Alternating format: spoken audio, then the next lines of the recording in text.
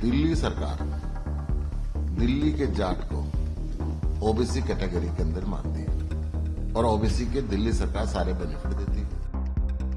हरियाणा में इनकी सरकार है, हरियाणा में नहीं मिलता। राजस्थान में इनकी सरकार है, राजस्थान में ओबीसी का नहीं मिलता इनको, और केंद्र में नहीं मिलता। न्यू दिल्ली कॉन्स्टिट्यूंसी में जो फेक वोटर्स को लेकर हो रहा है, उन्होंने लोकल जो ईसी इलेक्शन ऑफिसर्स हैं उन पर भी एलिगेशंस लगाए हैं।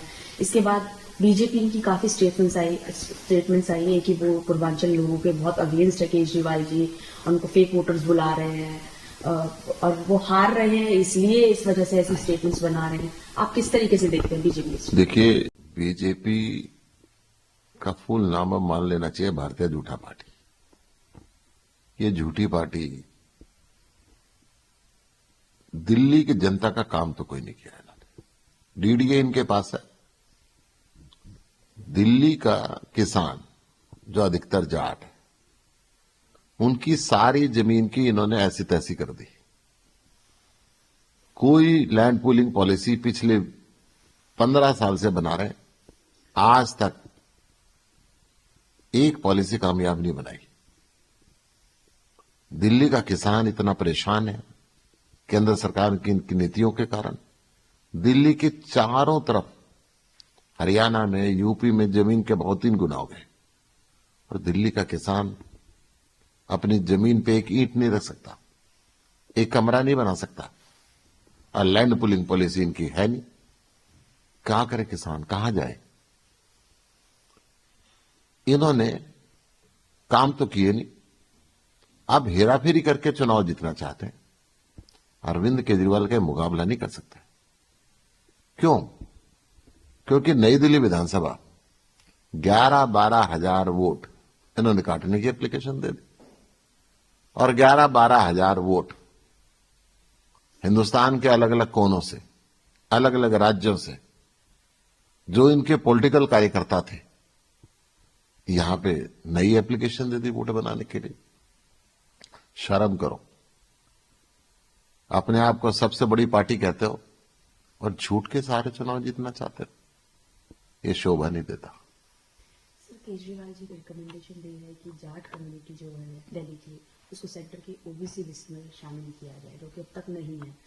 उस पर परवेश वर्मा जी ने बोला कि कास्ट डिवीजन करने की कोशिश कर रहे हैं। देखिए, दिल्ली सरकार दिल्ली के जाट को ओबीसी कैटेगरी के अंदर मानती है और ओबीसी के दिल्ली सरकार सारे बेनिफिट देती है।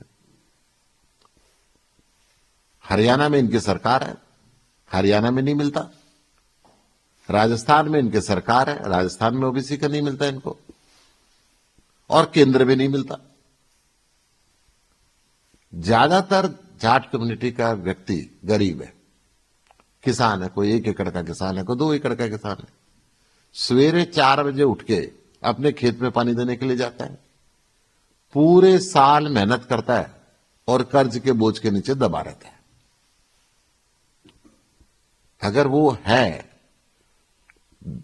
हरियाणा में संघर्ष हुआ, राजस्थान में संघर्ष हुआ, यूपी में संघर्ष हुआ, केंद्र सरकार इस मांग को मानती क्यों नहीं है? अरविंद केजरीवाल जी ने प्रधानमंत्री जी को यह पत्र लिखा है कि ये गरीब है, ओबीसी की कैटेगरी में इनको लाना चाहिए, और लेके आए। इसमें गलत बात क्या है?